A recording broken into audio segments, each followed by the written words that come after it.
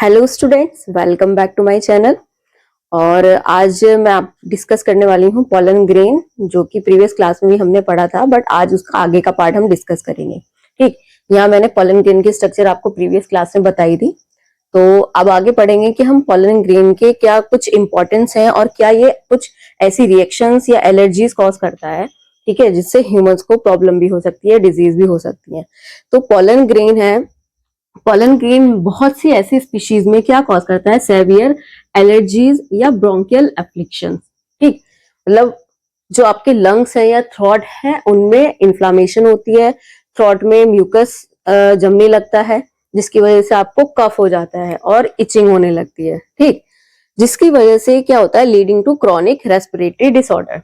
तो हम हमारे जो रेस्पिरेशन से रिलेटेड डिजीज हैं जैसे कि अस्थमा, ब्रोंकाइटिस, ये डिजीज पॉसिबल है, ठीक है, पॉलन ग्रेन से। तो पॉलन ग्रेन ये सारी disease cause allergic reactions cause करता है, जिसकी वजह से कुछ डिसऑर्डर्स हो जाते हैं, क्रॉनिक डिसऑर्डर जो लंबी टाइम तक रहेंगे, है ना, जैसे कि एस्थमा और ब्रोंकाइटिस। तो आपको ये याद रखना है, बहुत इंपॉर्टेंट है, यहाँ पे पूछा जाता है ये। आपके एनसीईआरटी में एक एग्जांपल दिया है which is very important for board exam, ठीक है, parthenium. Parthenium which is known as carrot grass, ठीक है, पार्थीनियम को हम कैरेट ग्रास भी बोलते हैं। ये इंडिया में कहां से आई थी, बाहर से आई थी, ठीक है, came into India with wheat as a contaminant. बाहर से कुछ गेहूं इंडिया में मंगाया गया, ठीक है, कल्टीवेशन के लिए, उसके साथ साथ ये पार्थीनियम उसके साथ साथ एज ए कंटामिनेंट ये आई, ठीक, which is ubiquitous in occurrence. ये ऐसा नहीं है कि एक ही जगह पाई जाती है, बट ये हर जगह आपको मिलेगी, ठीक है, बहुत रैपिडली ये फैलती है साथ वाली फसलों के साथ, ठीक है, और कॉज करती है मेनली क्या, पॉलन एलर्जी।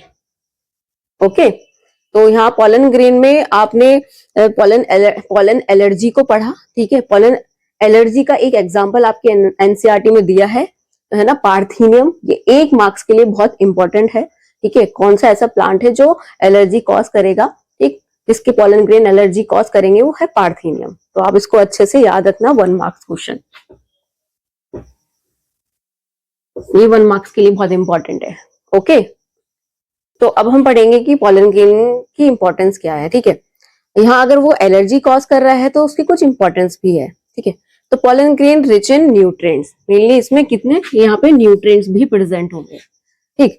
अब न्यूट्रिएंट प्रेजेंट होने की वजह से पॉलन ग्रेन की जो है टैबलेट्स एंड सिरप, जो वेस्टर्न कंट्रीज हैं वहां पर टैबलेट और सिरप भी इनके यूज होते हैं एज ए फूड सप्लीमेंट, ठीक है। तो यहाँ पे याद रखना, as a food supplement pollen grain की टैबलेट्स यूज होती हैं, ठीक।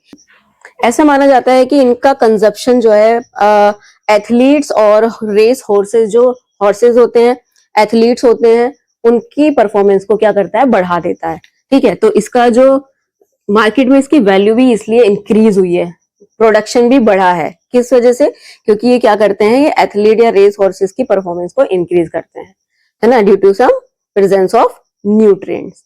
ओके, तो अब बात करते हैं पॉलन की वायबिलिटी की।